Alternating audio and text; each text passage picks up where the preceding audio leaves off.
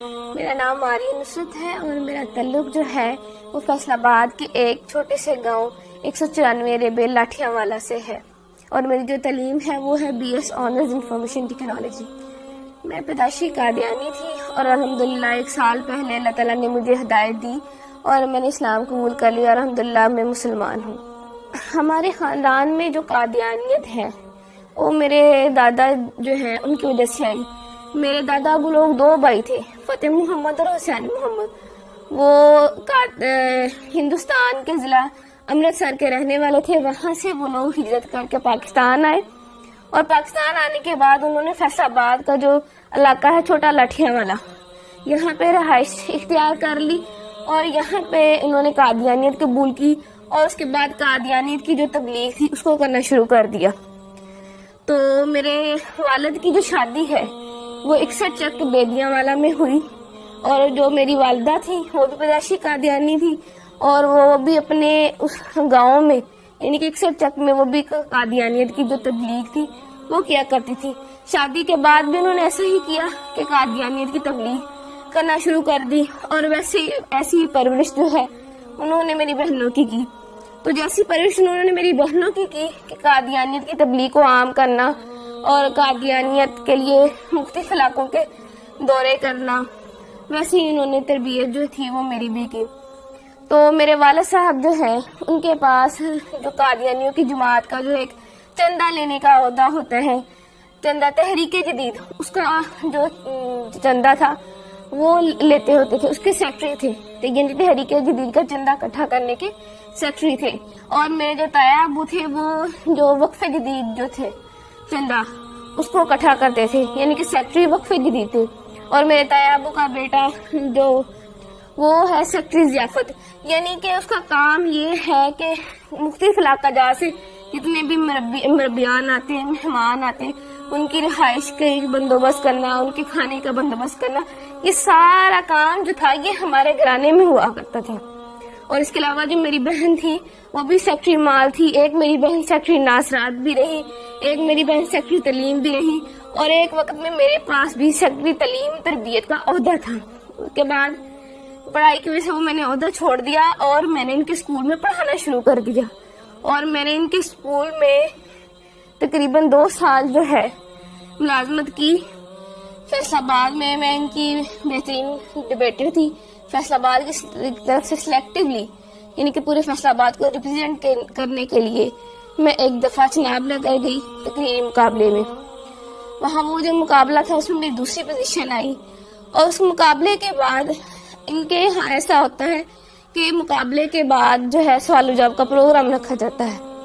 اس سوال و جواب کے پروگرام میں نے ان کا جو خلیفہ ہے، موجودہ خلیفہ مرزا مسرور، اس کی بہن جو تھی اسے میں نے سوال کیا کہ مرزا قادیانی جو ہے اس نے اپنی کتاب میں لکھا ہے کہ میں نے خواب میں دیکھا کہ قرآن کریم میں قادیان کا نام استعمال ہوا ہے، یعنی قرآن کریم میں قادیان کا لفظ آیا ہے۔ تو میرا آپ سے یہ سوال ہے کہ مجھے دکھایا جائے کہ قرآن کریم میں کہاں قادیان کا لفظ استعمال ہوا ہے۔ تو یہ میرا جو سوال تھا وہ پرچی پہ لکھ کے میں نے اس کو بھیجا۔ تو جب اس سوال کی باری آئی تو اس نے جب سوال کھولا تو اس کے پاس سوال کا جواب نہ تھا، اور وہ پوچھنے لگے کہ کس نے یہ سوال جو ہے کیا ہے۔ اس کے بعد ایک اور لڑکی نے سوال کیا تو مرزا مسرور کی بہن کے پاس اس کا بھی جواب کوئی نہ تھا۔ تو ان کی ہٹ درمی دیکھ لیں کہ بجائے یہ ماننے کے کہ اس لڑکی کو یا مجھے یہ کہہ دیتی کہ میرے پاس اس سوال کا جواب نہیں ہے، میں بعد میں آپ کو کنسلٹ کر کے پڑھ کے ریڈ کر کے میں آپ کو اس کا جواب دے دوں گی، کہنے لگے، آگے سے لڑنا شروع ہو گئی۔ ایک ان کی قادیانیوں کی اتنی بہت بڑی مبلغہ بن کے آگے سے لڑنا شروع ہو گئی کہ اگر تمہیں زیادہ پتا ہے تو تم میری کرسی پہ آ جاؤ، تم آ کے لوگوں کو سمجھانا شروع کر دو، ایسے ہے ویسے ہے۔ تو اس وقت ساتھ میری جو بڑی بہن، میں نے ان کو بتایا، میں نے کہا دیکھ لیں یہ جو سوال ہے کہ قادیان کا لفظ قرآن کریم میں کہاں استعمال ہوا ہے، یہ میں نے لکھ کے بھیجا ہے، ان کے پاس اس سوال کا جواب نہیں ہے۔ تو میری بہن حیران ہو گئی اور مجھ سے پوچھنے لگی کیا واقعی میں ایسا ہے؟ میں نے اس کو بتایا جی بالکل ایسا ہے۔ اس کے بعد میں نے اس کو اور بھی سوال پوچھے، اپنی بہن سے پوچھے۔ میں نے کہا جب میں یونیورسٹی میں پڑھتی ہوں تو لڑکیاں مجھ سے سوال کرتی ہیں. ان میں سے کچھ سوال میں نے ان کو بتایا. میں نے ان کو کہا میرا غلام احمد قادیانی اس نے اپنی کتاب میں لکھا ہے ہم مکہ میں مریں گے یا مدینہ میں. اور حالانکہ مرزا صاحب کی جو وفات ہے وہ تو لاہور میں ہوئی تھی اور ان کو دفنایا قادیان میں گیا. تو میری بہن کہنے لگی کیا واقعی لکھا ہوا؟ میں نے کہا ہاں لکھا ہوا. میں نے کہا پھر جو ہے انہوں نے اپنا ایک کشف جو ہے اس میں لکھا ہوا ہے کہ میں نے خواب میں دیکھا کہ میں خود خدا ہوں اور میں نے یقین کر لیا میں وہی ہوں. تو کہنے لگی کیا واقعی مرزا صاحب نے اپنی کتاب میں ایسا لکھا ہے؟ تو میں نے اس کو بتایا. میں نے کہا ہاں فلاں فلاں کتاب میں فلاں فلاں جگہ پہ لکھا ہوا ہے. تو وہ بڑی پریشان ہوئی. پھر اس کے بعد جب میں واپس گاؤں آئی میں نے اپنے گھر والوں سے آ کر اس کا تذکرہ کیا. رات کو بیٹھے ہوئے تھے, میرے والد صاحب بھی بیٹھے تھے. میں نے اپنے والد صاحب سے بھی تذکرہ کیا. میں نے کہا ابو ایسے ایسے وہاں پہ جو بھی ہوا میں نے ان کو بتایا. تو میرے ابو پوچھنے لگے کیا واقعی لکھا ہوا ہے؟ اس کے علاوہ پھر میں نے ان کو اور بھی حوالہ جات دیے, جیسے کہ مرزا صاحب نے مسلمانوں کو گالیاں دی ہیں, یا مرزا صاحب نے یہ کہا ہے کہ اللہ تعالیٰ نے میرے گھر پیدا ہونا ہے. تو یہ باتیں ساری سن کے میرے ابو بہت پریشان ہو گئے. اس کے بعد جو تھا میری امی نے وہ ہمیں اس ٹاپک پہ بات کرنے سے منع کر دیا. میرے اسلام قبول کرنے کی وجہ کچھ یوں بنی کہ میں نے تعلیم مکمل کرنے کے بعد ایک اسکول میں جو ہے بطور ٹیچر انٹرویو دیا اور وہاں میری سلیکشن ہو گئی. ایک دن ہم بریک کے وقت بیٹھے ہوئے تھے تو اچانک مذہبی گفتگو جو تھی وہ شروع ہو گئی. تو ہمارے اسکول کے جو پرنسپل صاحب تھے انہوں نے قادیانیت کے موضوع پہ بات کرنا شروع کر دی. تو چونکہ میں قادیانی تھی تو میں نے بھی اس میں حصہ لینا شروع کر دیا. میں نے بھی ان کو بتایا کہ قادیانیت کے میں فضائل و مراقب جو تھے وہ انہیں بتانا شروع کر دیے, کیا قادیانیت ایسے ہے ویسے ہے, یعنی کہ قادیانیت کی ایک بڑی اچھی تصویر میں نے ان کو بتانا شروع کر دی. لیکن وہ جو تھے پرنسپل صاحب ان کو پتا تھا کہ قادیانیت کیسا کفر ہے, کیسی غلاظت ہے, کیسی گندگی ہے.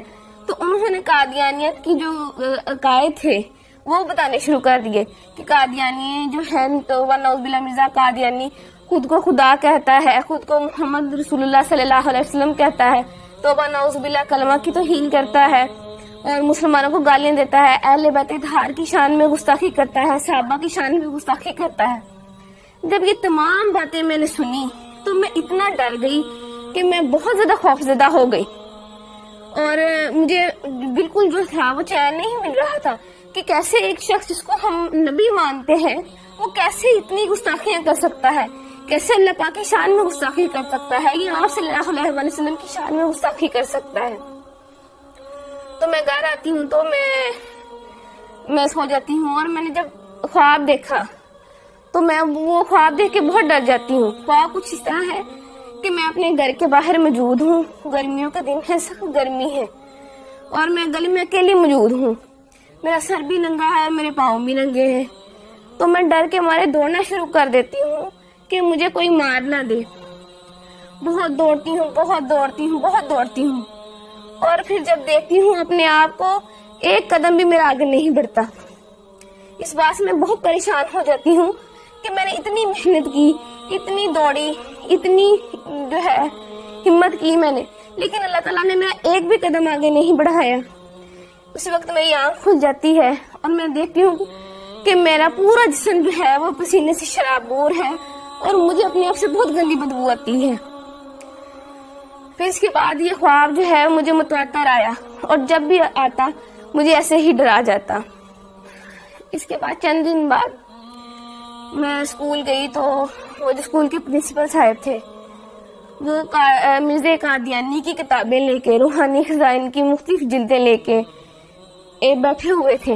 انہوں نے مجھے بلایا اور مجھے کہنے لگے کہ جو جتنی باتیں میں نے تمہیں یعنی کہ جتنے قادیانیوں کے عقائد میں نے تمہیں بتائے ہیں, اگر میں تمہیں ان کتابوں سے دکھا دوں تو کیا تم یقین کر لو گی؟ میں نے انہیں کہا جی میں ضرور یقین کروں گی. تو انہوں نے جو ہے کتابیں کھولی اور جتنی باتیں وہ مجھے جو میں نے آپ سے پہلے بیان کی انہوں نے مجھے مرزا قادیانی کی کتابوں میں سے دکھائی. اور وہ کتابیں مرزا قادیانی کی لکھی ہوئی تھی روا کی جو ہے ضیاء الاسلام پریس وہاں سے شائع ہوئی تھی. اس کے بعد جو ہے میری ملاقات، جو میرے دماغ میں شکوک و شبہات تھے یا سوالات تھے تو ان کو دور کرنے کے لیے میری جو ملاقات تھی وہ ایک سابق قادیانی جو کہ اب مسلمان ہو چکے ہیں اور ختم نبوت کے بہت بڑے مبلغ ہیں، عرفان محمود برق صاحب، ان سے میری ملاقات ہوئی. تو انہوں نے جتنے بھی میرے شکوک و شبہات تھے وہ سارے دور کیے، اور قادیانیت کی جو غلاظتیں تھیں جو مجھ پہ نہیں کھلی تھی وہ کھول کر مجھے بیان کی. اور ان کی جو کتاب تھی قادیانیت سائنس اسلام کے کٹہرے میں، انہوں نے مجھے وہ پڑھنے کے لیے دی. تو اس کو پڑھ کے جتنے بھی میرے دماغ میں سوالات تھے وہ سارے کے سارے وہ ختم ہو گئے. تو اس کے بعد پھر میں نے مرزا قادیانی پہ اور قادیانیت پہ کروڑوں لعنتیں بھیجنے کے بعد آپ صلی اللہ علیہ وآلہ وسلم کی غلامی میں آ گئی اور کلمہ طیبہ پڑھ کے اسلام قبول کر لیا. اس کے بعد جب میں گھر گئی میں نے اللہ تعالیٰ سے جا کے دعا کی کہ اللہ تعالیٰ مجھے کوئی رستہ بتا، کہ مجھے کوئی ایسا نشان دکھا کہ مجھے پتہ چل سکے کہ میں نے آج جو کیا میں سچ پہ ہوں، میں حق پہ ہوں. تو میں سو گئی. تو میں نے وہی خواب جو میں پہلے دیکھتی تھی اور میں ڈر جاتی تھی، وہی خواب مجھے دوبارہ آیا کہ میں اپنے گھر کے باہر موجود ہوں، گرمیوں کے دن ہے، سخت گرمی ہے اور میں ڈر کے مارے بھاگنا شروع کر دیتی. لیکن اس دفعہ معاملہ جو تھا وہ الٹ ہو گیا کہ جب میں ڈر کے مارے میں بھاگنا شروع ہوئی تو بھاگتے بھاگتے کہ میں پکی سڑک پہ پہنچ گئی. تو میرا سر جو پہلے ننگا ہوتا تھا اس پہ ایک سفید چادر آ گئی خود بخود، اور میں نے دیکھا کہ میرے سامنے ایک شخص احرام باندھے کھڑا ہے. جب میں نے اپنی نظریں اوپر اٹھائی تو میں نے سبز گنبد اور مینار کو پایا. تو اس کے بعد میری آنکھ کھل جاتی ہے اور مجھے اپنے آپ سے جہاں پہلے پسینے کی بدبو آتی تھی اب مجھے اپنے آپ سے اتنی اچھی خوشبو آنے لگ گئی. تو میں نے اس بات پہ اللہ تعالیٰ کا شکر ادا کیا کہ اللہ تعالیٰ میرا جو دل تھا وہ اتنا مطمئن نہیں تھا، لیکن تو نے مجھے اپنے نبی کا روزہ دکھا کے مجھے بتا دیا کہ میں نے آج جو کیا وہ بالکل سچ تھا اور میں بالکل حق پہ ہوں. میں اللہ تعالیٰ کا شکر ادا کرتی ہوں کہ اللہ تعالیٰ نے میری شادی ایک ایسے انسان سے کروائی کہ جس نے مجھے بہت زیادہ دلاسا دیا، بہت زیادہ ہمت دی اور میرا بہت خیال رکھا، اور جو اسلام قبول کرنے کے بعد جتنی بھی جو تعلیمات تھیں ان کو پوری کرنے میں میرا بہت ساتھ دیا، اور الحمدللہ ابھی بھی میرا بہت ساتھ دے رہے ہیں. میری زندگی کا جو مقصد ہے وہ یہی ہے کہ میں آپ صلی اللہ علیہ وآلہ وسلم کے دین کے فروغ کے لیے کام کروں. جیسے جب پہلے میں قادیانی تھی اور قادیانیت کی دلیل کو عام کر رہی تھی، تو جب میں نے اسلام قبول کر لیا میں اس بات کا پکا ارادہ کر لیا تھا کہ جتنی میری بقیہ زندگی ہے میں نے اسلام کے فروغ کے لیے اس کو صرف کرنا ہے اور آپ صلی اللہ علیہ وآلہ وسلم کے دین کی حفاظت کرنی ہے، اور آپ صلی اللہ علیہ وآلہ وسلم کی ختم نبوت جو ہے اس کو عام کرنا ہے اور اس کی حفاظت کرنی ہے. یعنی میں نے قادیانیوں کو اندھیروں سے نکال کر روشنیوں کی طرف لانا ہے، جیسے مجھے کسی انسان نے اندھیرے سے نکال کر روشنی کی طرف لے کے آیا تھا.